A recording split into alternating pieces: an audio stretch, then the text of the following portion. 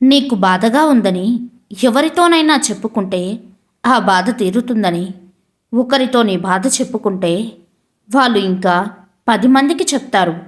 అలా అయితే నీ బాధ ఇంకా రెట్టింపు అవుతుంది. కాబట్టి నీ మనసుకు నువ్వే సర్ది చెప్పుకో. బాధపడకుండా ఏదో ఒక పనిలో నిమగ్నమై ఉండు.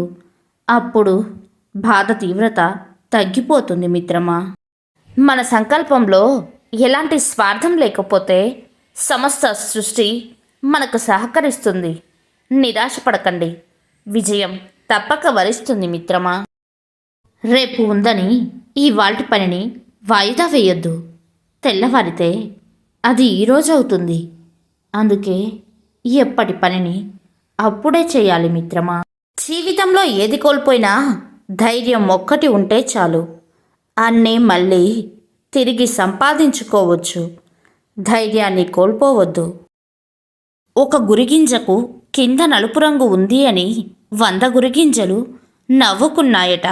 100 గురిగింజలు తాము కూడా గురిగింజలమే అని మర్చిపోయినట్లున్నాయి. ప్రస్తుత సమాజంలో తప్పు చేయని మనిషి అంటూ లేరు. తమ తప్పులను తెలుసుకోకుండా ఇంకొకరి తప్పులను వేలెత్తి చూపుతారు మిత్రమా.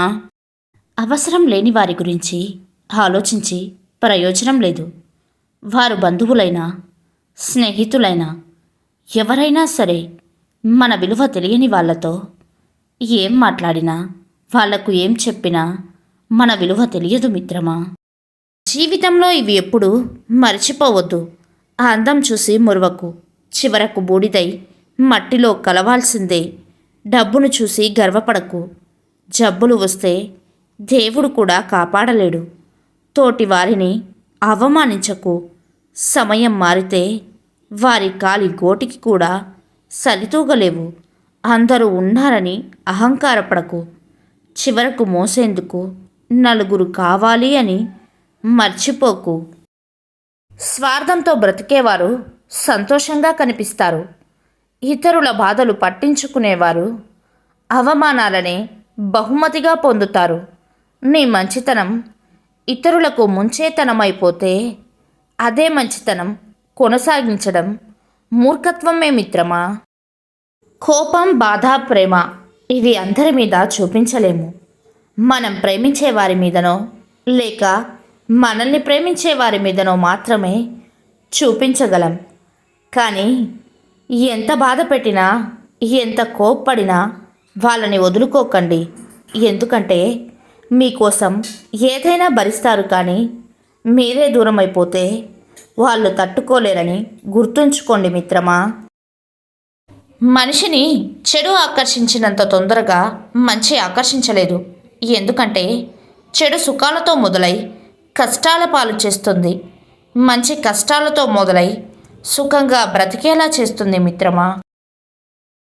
లక్ష్య సాధనలో నువ్వు పడుతున్న బాధలు ఎవరికీ అక్కర్లేదు.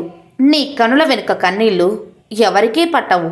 నీ మనసుకు అయిన గాయాలు అసలే అవసరం లేదు. కానీ నీ వలన ఒక చిన్న తప్పు జరిగితే 100 నోర్లు మాట్లాడుతాయి. ఇదే జీవితం మిత్రమా. మనం దూరం చేసుకోవలసిన 5 ముఖ్యమైన సందర్భాలు. అందరి దగ్గర సహాయం కోసం చేతులు చాచడం, జీవితంలో వచ్చే మార్పులకు భయపడడం, గతం మిగిల్చిన చేదు జ్ఞాపకాలతో జీవించడం, మనల్ని మనమే తక్కువ చేసి చూసుకోవడం, చిన్న విషయాన్ని కూడా అతిగా ఆలోచించడం మిత్రమా.